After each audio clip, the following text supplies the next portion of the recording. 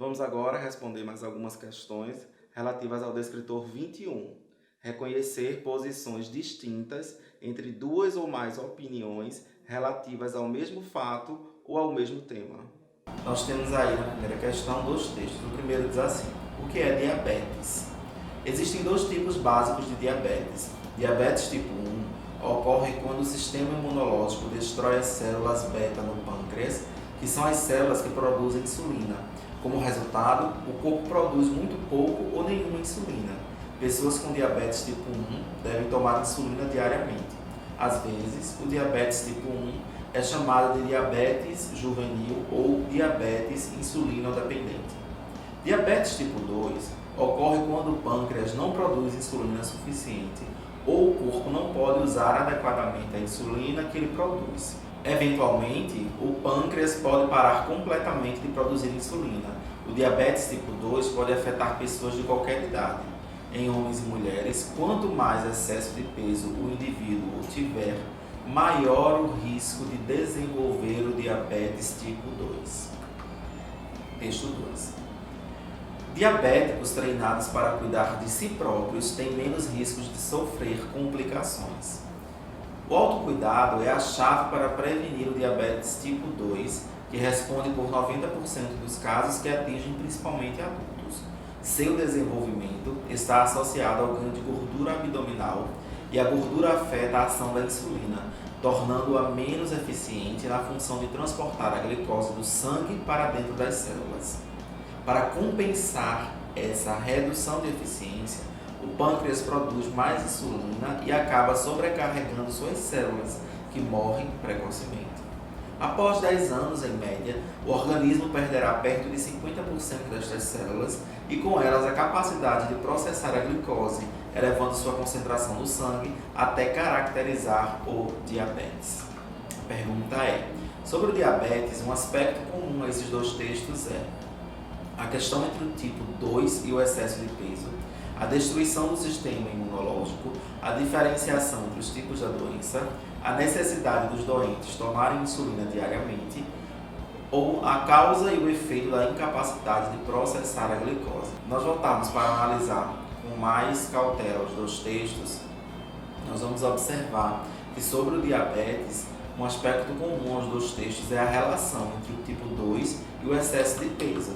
Lá no finalzinho do texto 1, no último período, nós temos a seguinte indicação: em homens e mulheres, quanto mais excesso de peso o indivíduo tiver, maior o risco de desenvolver o diabetes tipo 2. É um aspecto do texto 1, tá?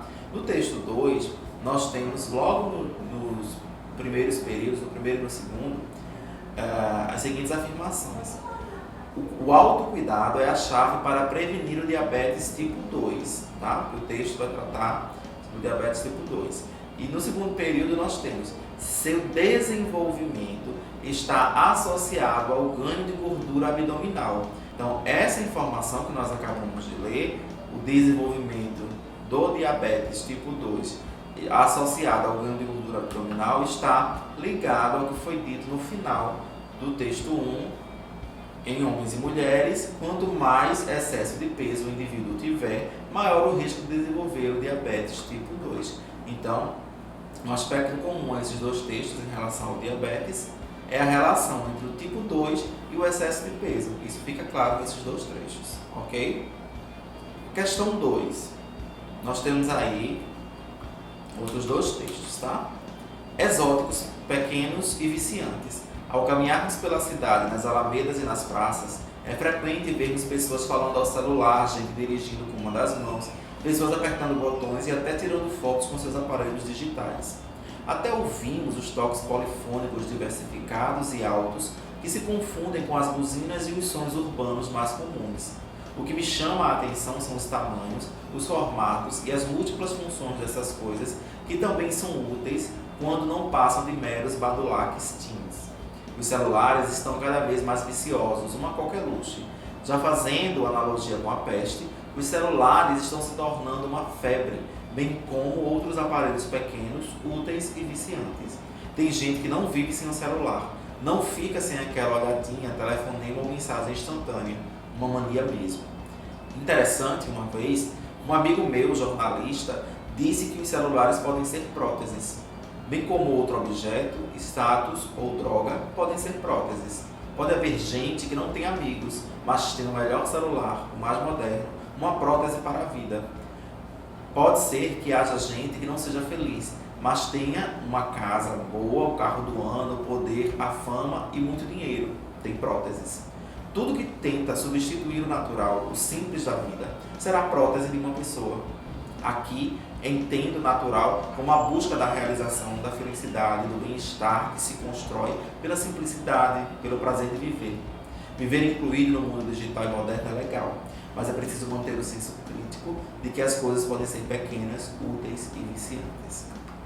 No texto 2, nós temos aí um cartaz, né? Perigo na linha, os cientistas creem que a ligação entre a radiofrequência emitida pelos celulares e pelo menos 3 tipos de câncer. Tumor da glândula salivar, nós temos aí tumores cerebrais, temos uma informação aí, tempo de uso do celular 10 anos ou mais, e aí temos o resultado da pesquisa. Pacientes pesquisados, saudáveis e com tumores, 12,8 mil pessoas em 13 países. Então, esses dois textos, texto 1, nós acabamos de ler, exóticos, pequenos e viciantes, e o texto 2, que traz dados aí sobre o uso do celular. Então, vamos analisar agora a questão. Sobre as consequências do uso de celulares, esses dois textos apresentam informações diferentes, contrárias, conflitantes, incoerentes ou semelhantes. Nós voltarmos para analisar os dois textos, nós vamos perceber que o texto 1 está trazendo algumas relações. O texto 1 traz alguns apontamentos sobre o uso do celular. Nós temos aí o que chama a atenção são os tamanhos, os formatos, as múltiplas funções que ele tem.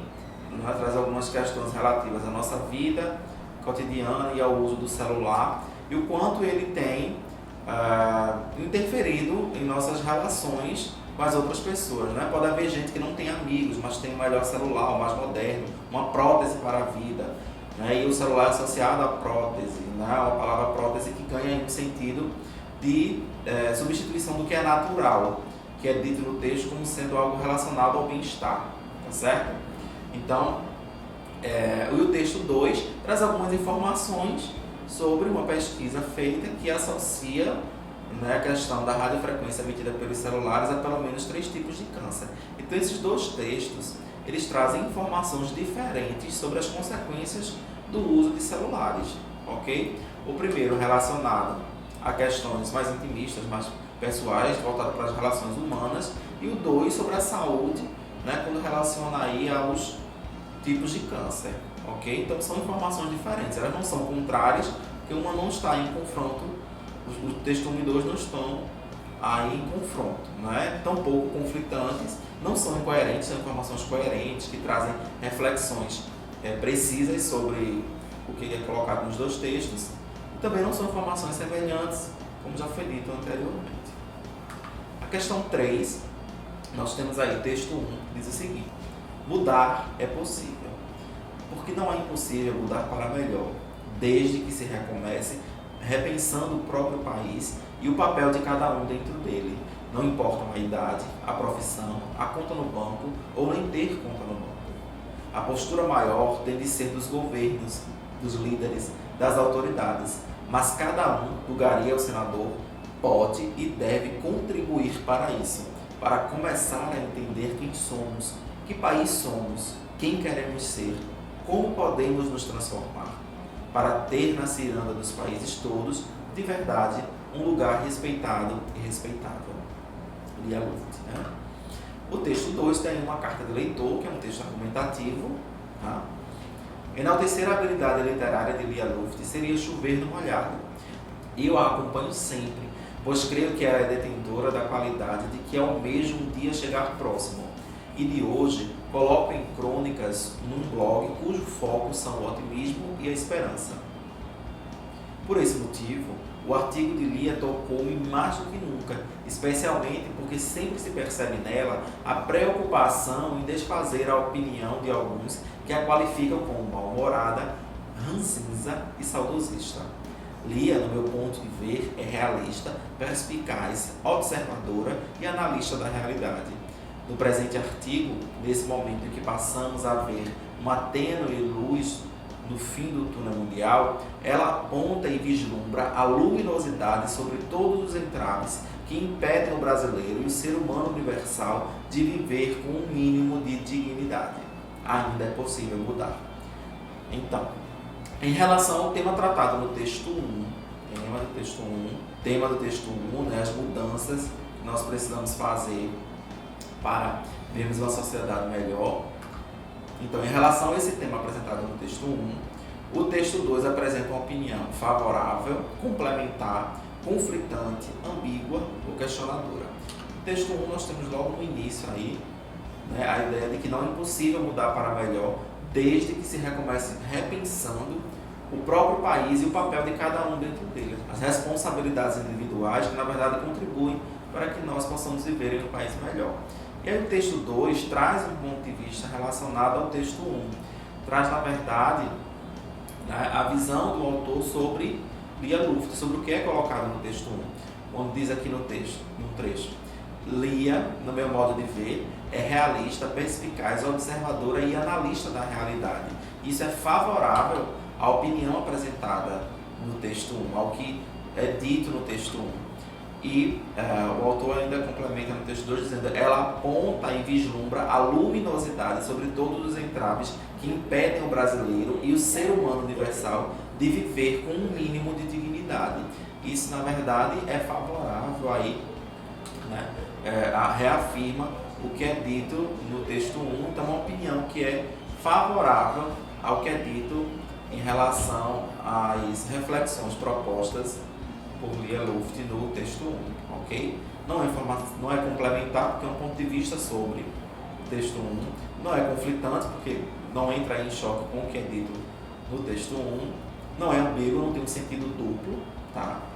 Não tem nenhum tipo de dupla interpretação sobre o que é dito, né, no texto 2 ou no texto 1, e também não é um questionamento acerca do que é dito por Lia Luft, né, mas na verdade a visão do autor do texto 2 sobre a visão do autor do texto 2 sobre as reflexões propostas por Lia Luft no texto 1, ok?